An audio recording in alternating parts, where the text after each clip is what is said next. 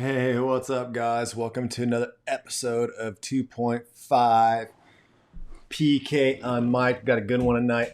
Trying to get some things set up for y'all tonight. So, we're going to talk about a couple things tonight. We're going to first talk about this weekend, some things going on, catch you guys up on some Jiu-Jitsu stuff going on, which has been awesome. So many lessons learned from that. And then we're going to talk about mask a little bit. We're going to talk about this COVID thing a little bit. Fear, but that's going to be the topic is fear tonight. And so hope you guys jump on. Got the comments going. So if you want to say hi, feel free to do that. And we'll get after it tonight. I'm playing with another screen right now because I'm going to read something to you guys later on.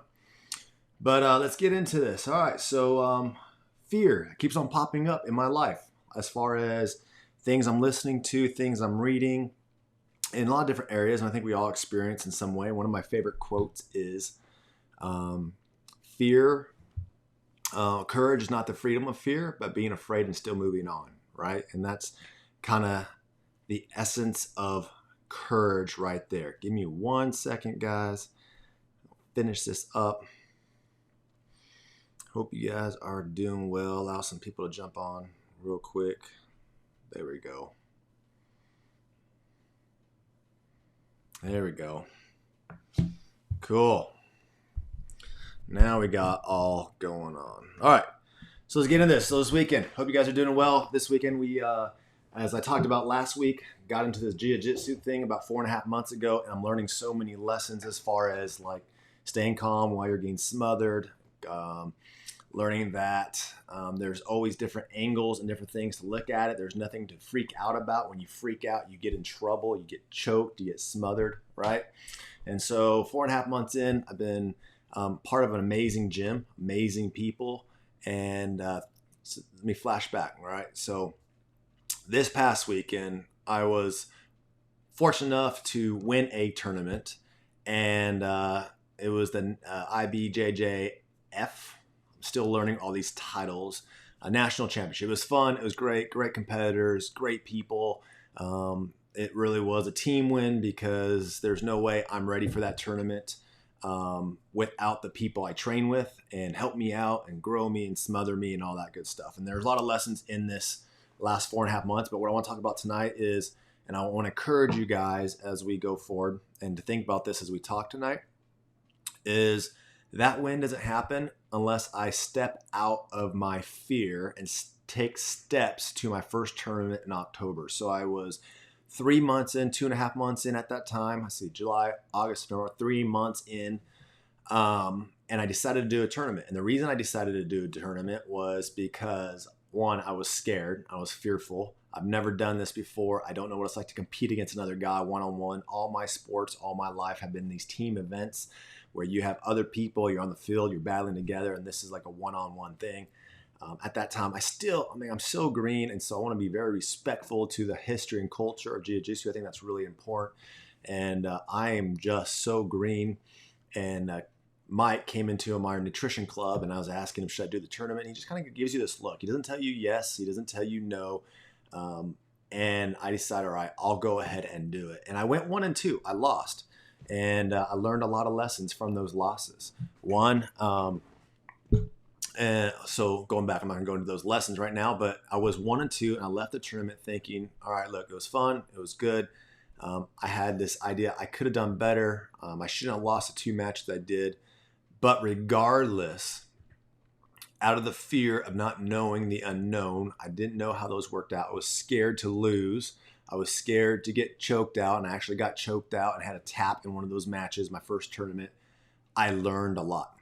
And so fast forward to this past weekend and winning the gold medal, that's a result from my 2 losses previously.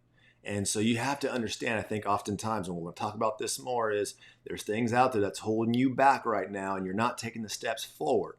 But if you don't take the steps forward, you can't become what you're designed to become. And I think that's really important to understand that. And so this past weekend was absolutely amazing, just being on the mat. And I want to thank again everyone who's been part of that journey. And again, I don't know where this is going. I know I just love it. I love the family atmosphere that we have at our gym. I love competing. That's just who I am in general, and look forward to just continuing to get better and having fun with this and lessons along the way. And so that's what happened this weekend. Got a medal. Yeah, right. Probably go back in the box or something. I don't know. Because it's more about just the lessons for me being learned. So awesome stuff, guys. So if you're not part of a gym and aren't doing a discipline like that, I highly recommend Jiu-Jitsu. It's something someone actually pulled me into it in 2005. They took me to a gym in Lubbock, and I did one class and never went back for, I can't tell you why I didn't go back. I didn't want to get punched in the face, and I didn't know what it was all about and all that other stuff. And here I am now 39 years old, 4.5 months in, and wish I would have started earlier. But that wasn't part of my plan. That wasn't part of my journey, but now it is.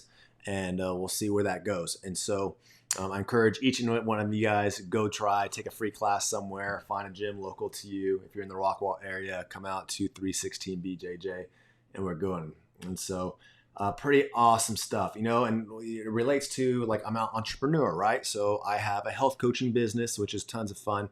And it's been an amazing 8 years. Like, the traveling, the financial stuff, the relationships we're building with customers and team members have been some of the best times in my life the last 8 years, coming from a corporate America job where I was working 50 plus hours a week and absolutely hated it.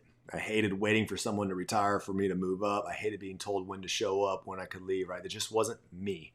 And so to become an entrepreneur, everything depends on you. You had to step outside the fear again. And along the way, in the past 8 years, I've had a lot of losses. A lot of things that didn't work out as planned, things not moving as fast as you wanted to, right? Those things. But every single time you learn from those losses, like I did in October, the wins that came back are always bigger and stronger, and you're a better person from it, right? If your goal is to make $1 million this year, it's not about making $1 million, but it's about who you have to become to make those $1 million, right? And I think that translates to everything in life. Marriage isn't easy. There's going to be a lot of quote unquote losses or hard times and trials. And instead of quitting, if you learn how to fight through those and understand grace and forgiveness, right? And sometimes it's really hard to do that. When you fight through that, you become a better spouse and a better person to love your spouse, and your marriage and relationships only get better and better. And so wherever you're at, whatever you're going through right now, fight for it. Don't allow fear and isolation to take you over. And that's going to lead right into what we're talking about today, because it fired me up. And so I don't watch the news. I don't care for the news. I don't care what channel, what side I believe in. I just don't watch the news. There's nothing good from the news. If something is important enough around the world, you're going to hear about it from somebody in your life that walks in at work, a family member that comes to your house. You're going to hear about it.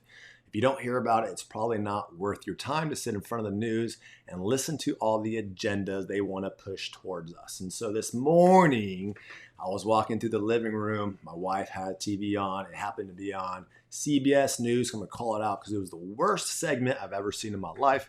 And they were interviewing a co-host for CBS.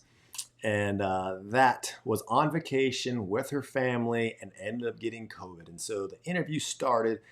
And the first half of this interview was strictly pouring fear through the TV screen into all the households watching this. She was tearing up. Oh my gosh, we could have been super spreaders. I couldn't believe we did it.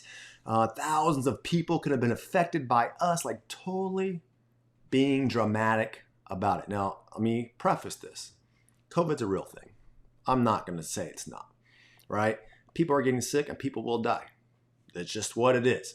But is it as big and as dangerous as people want you to think about? I'm one that believes it's not. And so she's making this a really big deal. Talking about how, first off, they're taking all the precautions. And this is when it first started, right? She's taking all the precautions. She's social distancing. Her family's wearing masks. They're washing their hands. And then she started tearing up and she goes, yet we still got it. right? Which I've been saying from day one, if you're going to get this thing, you're going to get this thing. It's not worth shutting down businesses. It's not worth isolating people, which we'll get into in here in a little bit. And then she goes, we got tested and we got COVID. And thank God, again, she tears up that she got tested because she could have been a super spreader. And she could have spread to thousands of people and who know who would have been affected and blah, blah, blah, blah, right? More fear. And the whole time I'm like just commentating. I'm like, oh my gosh, like let's scare as many people as we can about this COVID thing, right? And so that goes on for a while. And then the interview asked her, well, tell us, like, how are you guys doing now? And she goes, oh, it wasn't that big a deal. My husband had a cough. I was a little tired. My kids are perfectly fine, recovered. But we're not doing enough as a society to protect everybody from this thing. In fact, she goes on to say, everyone should carry bags with extra mask in it and a notepad and pen so they can write down where they've been and who they talked to. Okay, so that's just my thought on this whole thing right now. It's absolutely getting blown out of proportion. And here's my whole theory behind that. Isolation and fear is what Satan wants. He wants to isolate you and put so much fear in your life. Now, this could be, I'm talking specifically about COVID and mask and where we're going with this. I think we need precautions. I think we need to respect people. And to put a little more spin on this, I'm actually a high risk person for this disease. I have atrial fibrillation. Funny enough, March came around. I wasn't feeling good. My heart went out again. Go to the doctor. She puts me on the medication. I have a follow-up in July when this thing's full blown out. And she keeps me on medication even though I don't need it because she goes, hey, you're a high risk. She also said obesity is an underlying condition. And thank God that you've been working on your health for the last 8 years. So you're in a better spot than most people are today. Okay, so that's a side note. So I'm talking to you from a perspective that I'm high risk. My dad is high risk. He's been battling cancer and gone through treatment and all that. Thank God he's okay right now. And so I'm not talking to you from an ignorant standpoint of this thing ain't real. I'm talking to you strictly from a point that I see our country going down a line where government or whoever wants continued control to isolate us, fear us, so there's more control. I'm going to prove that to you or give you some thoughts to think about. And again, these are my opinions. It's my podcast, so I can say what I want. And I always are open to feedback and discussion. I don't do that via social media and willing to set up a time to talk to you over the phone, face-to-face, whatever you like, and have a conversation with it so we can understand each other's views because I think that's really important to advancing society as we go, right? So after this news, I've been thinking about this all day long. I'm like, oh my gosh, this whole segment was to shoot fear. And then it was like, didn't make any sense on the back end, right? So sometimes, here we go. Sometimes worry and fear, and it makes the circumstances so much bigger in our head when it's really not as big as you want to believe it is, right? So the other day, my son had a homework assignment and he was getting ready for school and he started breaking down because he was worried because he didn't get done something that he needed to get done. And he was afraid he was going to go to school the next morning and his teacher was going to yell at him. Now, granted, my son is in 3rd grade. He's 8 years old and he was taking this really seriously. And I was trying to explain to him, hey, look, you're being fearful. You're getting really worked up about this situation that I promise you isn't that bad. And you're spending all this time, you're spending all this energy worried about this when you can be focusing on other things. Sure enough, he goes to school, not a big deal, comes home a happy kid, teacher's happy with him, not an issue. And I often think in society, we do that the same way, right? We worry a lot, we overthink a situation, it takes our focus off what we should be focusing on. And then when the situation comes, it's really not that big a deal. And we missed opportunities because of it. And so be careful of that and be careful of that fear in your life. Secondly, this thing, and people, so one argument towards me was this. Hey, Josh, look, you're being really selfish about this. What about the people high at risk? I just explained to you, like, I'm a high at risk. My dad's a high at risk. But it's selfish not to consider other people. I go, what if I am considering other people? What if I'm considering my children? Growing up at 8, 5, and 4 in a society that is telling them to be fearful of this thing you can't see. When the cases are going up, let's not deny that, but so are the people walking out of the hospitals. In fact, I was sharing with someone the other day, isn't it weird that now I get messages on my phone, hey Josh, I got tested for COVID, and the conversation like, man, I'm sorry to hear that. I'll talk to you in a few weeks when you're feeling better. Like a flu in the past, right? And so what we need, so as I think about this and this fear blocking your eyes from what's in front of us, first off, the first thing that happened was the economy shut down. People started losing jobs, financial losses, which led to depression, which we're seeing a higher rate of marriages falling apart.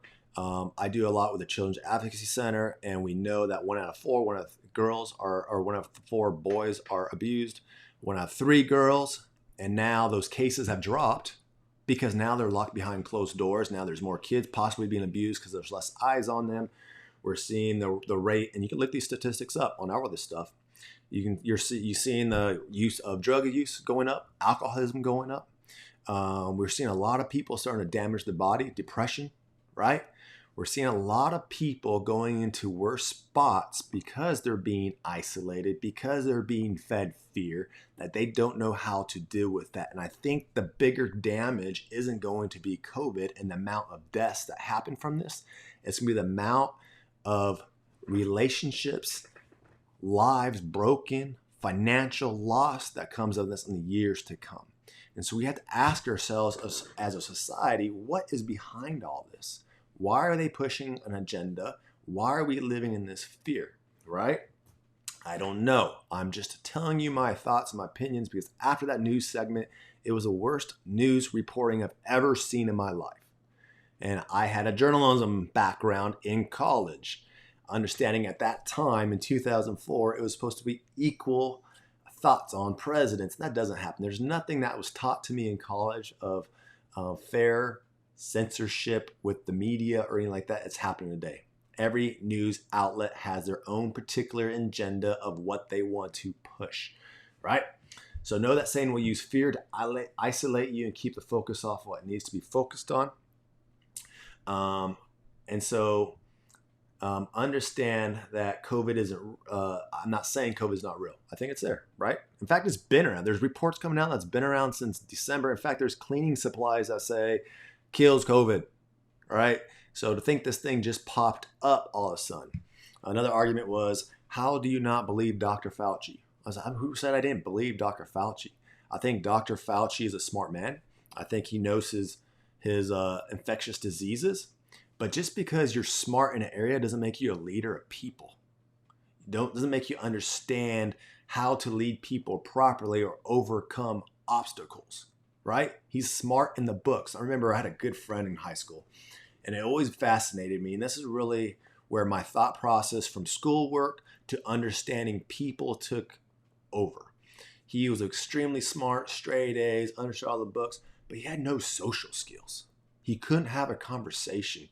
And as I thought about that, even through school and college and into the workplace, I was a staffing and recruiting person, and one of the departments we recruited were engineers, and it was always a challenge when, and this is not against engineers, I know a lot of great engineers, a lot of great people, but when they said we need an engineer with a personality, well, they're so driven procedure-wise, it's hard to have the social skills that came with that, right?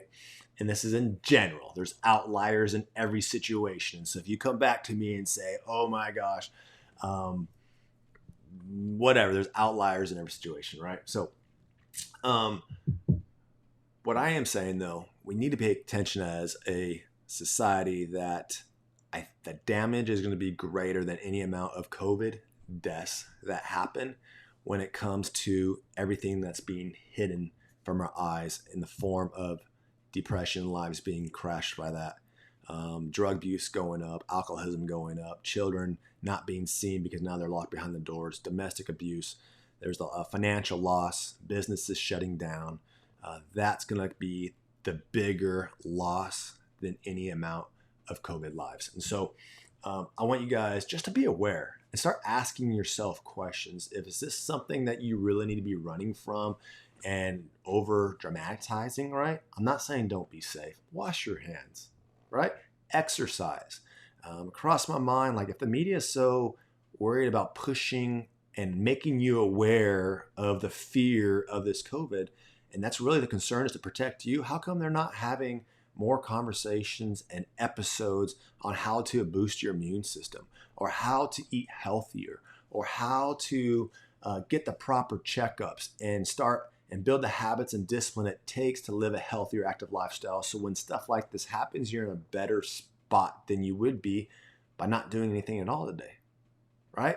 If people really cared about your safety, wouldn't they do things that show you how to stay safe instead of telling you where to continue running from? I don't know. To me, that's what I do. If I'm telling you, hey, look, you need to lose 25 pounds, I'm not going to fear you into where you're going to die of obesity and diabetes and things like that. I'm going to take the steps to show you how to start a healthy, active lifestyle, because that pays you more benefit than scaring you what could happen, right? So, as I wrap this thing up, I want to read this to you. So, there's things in your life, I think we all have them, where you have these strong memories or things from your past that seem to always just stay around.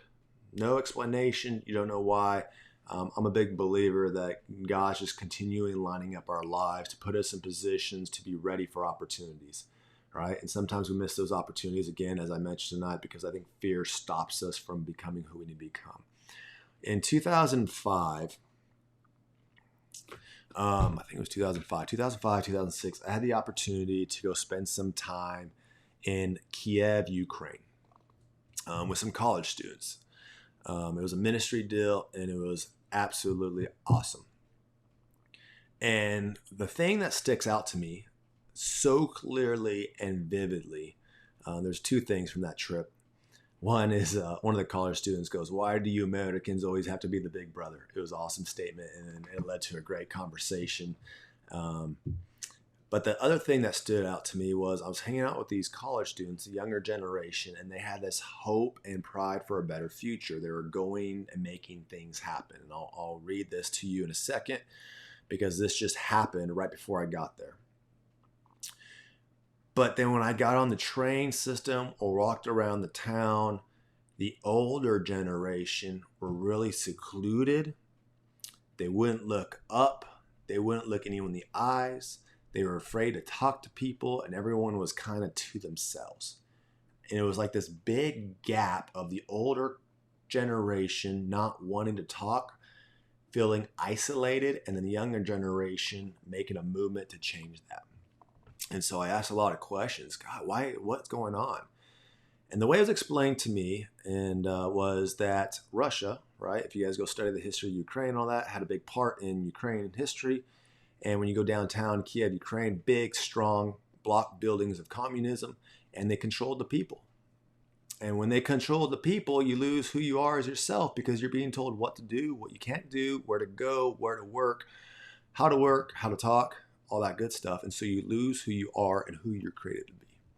And so as you grow into that culture, you don't know how to live. And I think that's my fear for my children.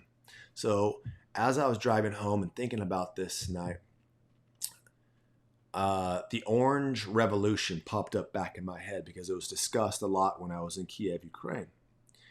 And I want to read it to you guys, because I looked it up and started reading it, and it just blew me away where we are at as the United States of America, with everything going on, the news media, with COVID, with do this, don't do that, control, not control, safety, not safety. Whatever your argument is, I really don't care. You know what's going on. So let's read this. The Orange Revolution was a series of protests and political events that took place in Ukraine from late November 2004 to January 2005. In the immediate aftermath of the runoff vote of the 2004 Ukrainian presidential election, which was claimed to be marred by massive corruption, voter intimidation, and electoral fraud.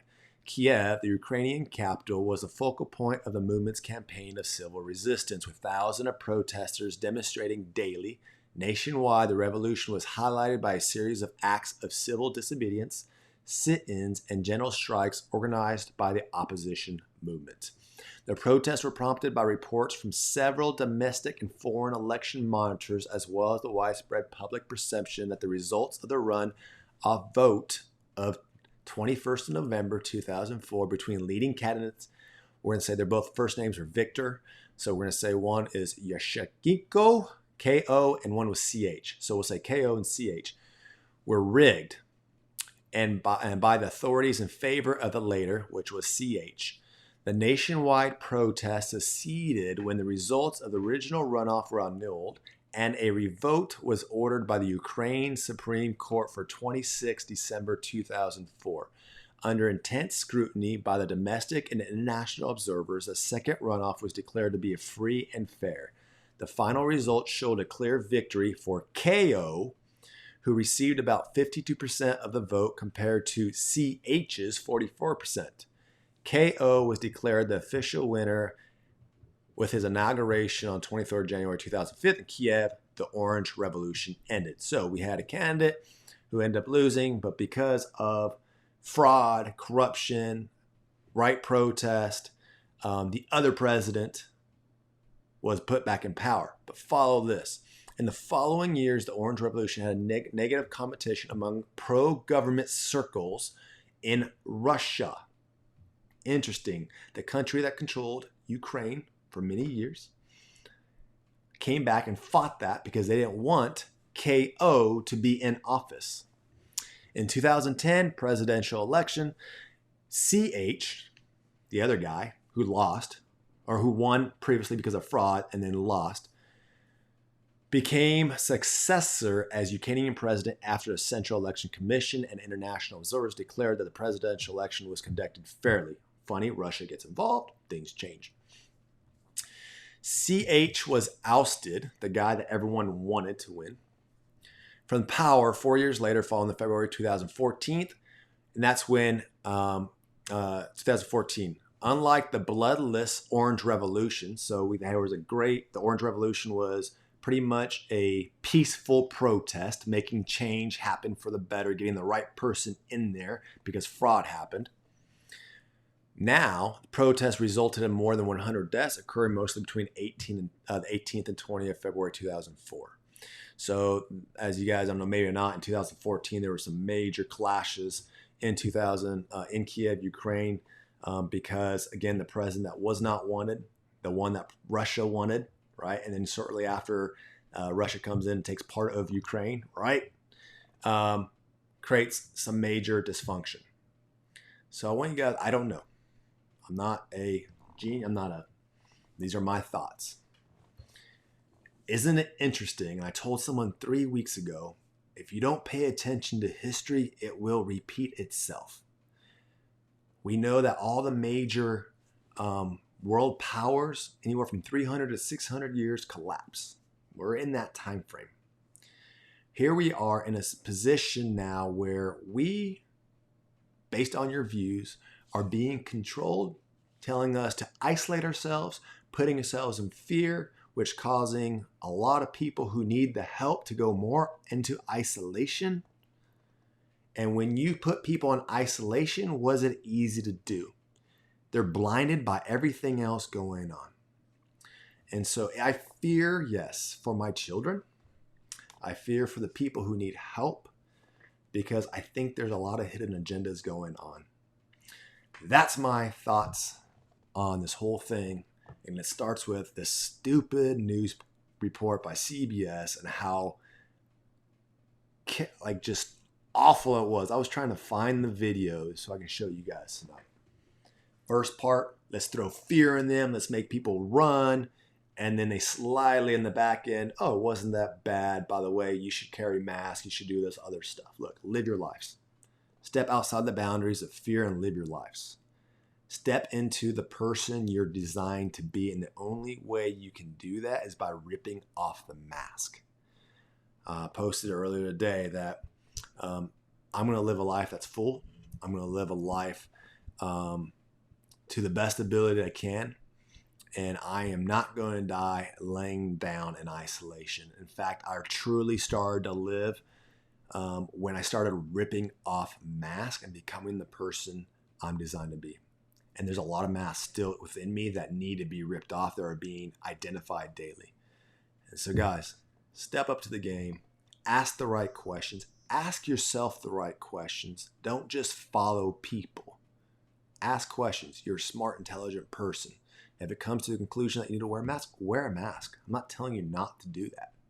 If you want to protect other people, do it. But don't do it because you're being told to do it. Do it because it's on your heart and you've asked yourself the right questions. Hey, that's PK and Mike. Get after it. I'll see you guys next week. And I'm out.